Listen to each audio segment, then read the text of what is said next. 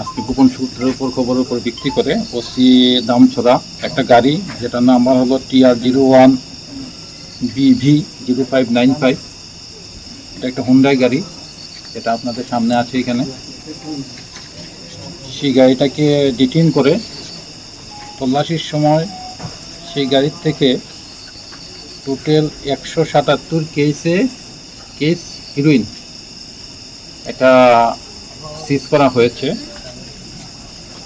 এক একটা কেসের মধ্যে 12 থেকে 13 গ্রাম করে হিরোইন আছে, যেটা আমরা এখন অ্যাকুরেট ওজন করব প্রত্যেকটা। ইনিশিয়ালি এখানে 2 কেজি 150 গ্রামের মতো হিরোইন আছে।